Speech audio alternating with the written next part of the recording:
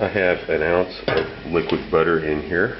I'm going to take a zester and add about a tablespoon of orange zest. You have to kind of estimate how much this is because zest is difficult to actually measure accurately. Now I'm going to add about a tablespoon of sugar. So far so normal, not really that unusual to put orange zest in it. Now it gets a little weirder. Tablespoon of cornstarch. Not something you would expect in this. Now the egg. Get the whole egg. Also going to add a pinch, an eighth of a teaspoon of ground nutmeg. You have to scale all this up, of course, and the milk. And I'm going to whisk this together gently.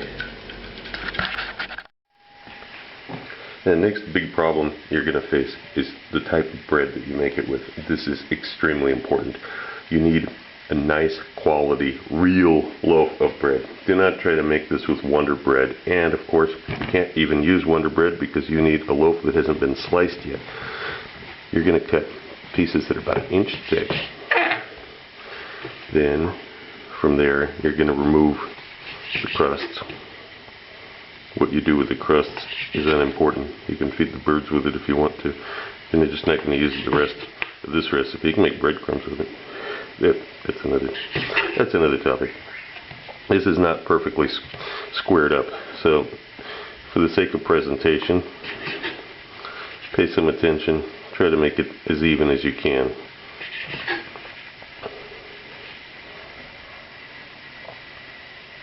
Exactly how big you want will be up to you. I'm suggesting pieces that are about 3/4 by 3/4 by 1 inch. This is a good size for holding, and it gives you enough of a base here to put a topping on.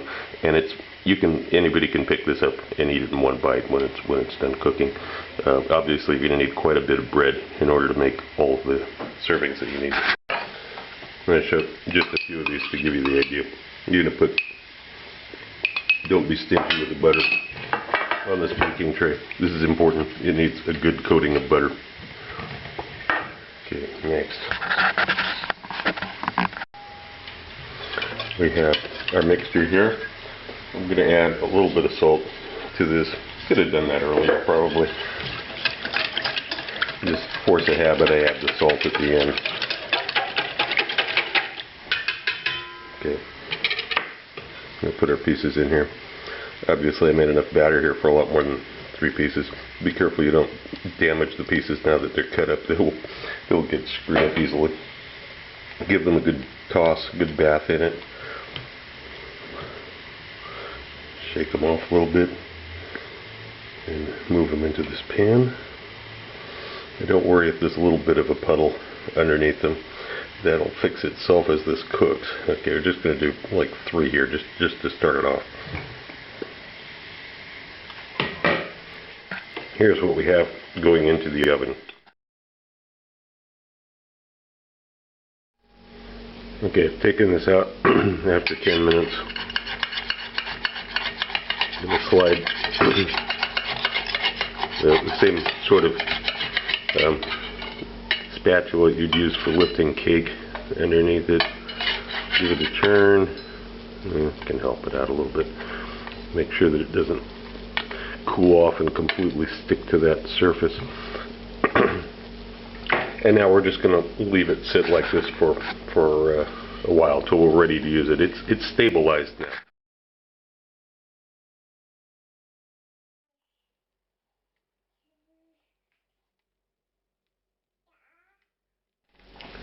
So basically, when you're ready for these, you just hit them with a little bit more heat, brown them in a little bit of butter, and then set them off to the side. You can keep them in a warming table from then on, or you can just let them cool down to room temperature. They'll still be good.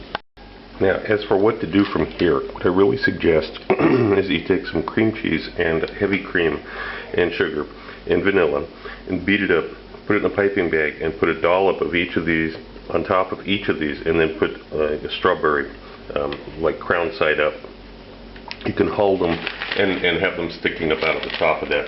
This combination of cream cheese, cream, sugar, vanilla, incredibly delicious. If you want to make it even simpler, you don't have time, it's an emergency for whatever reason, something goes wrong, you can just do the easy approach. Put some powdered sugar over the top and put a strawberry in each one. This is a lazy approach to this dish, but of course it's still edible, it's still good. I'm going to take a moment aside here and show you what strawberries look like here. These are from the Netherlands.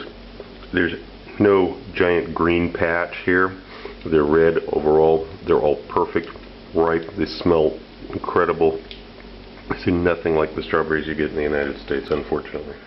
It's extremely easy. I've got the cream already in the bowl. I'm going to add the soft cream cheese to it. So that if you use one that's not the soft kind, you'll have to let it soften to room temperature with time. But it's easier just to use one that's already spreadable. The sugar, 60 grams of sugar, it's 120 grams of cream cheese, and about 400 grams of cream, and some vanilla. Yeah, what's with the funky bottle? It's because I make my own vanilla, but you can use commercial extract.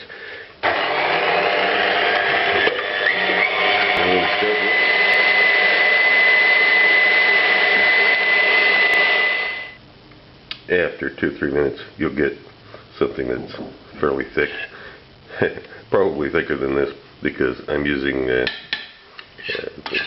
Russian cream that doesn't really got enough fat in it to whip, but you'll get heavy cream if you keep whipping it for a few minutes.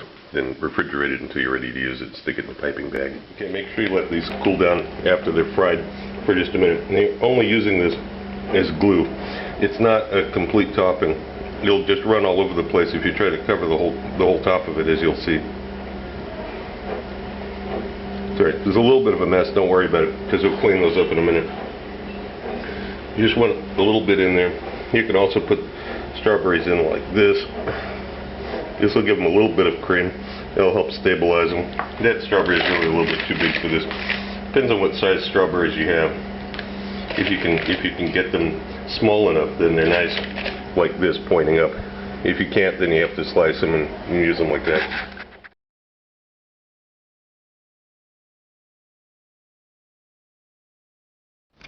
Also look for my cocktail book, Cocktails of the South Pacific and Beyond, Advanced Mixology, available through Amazon online.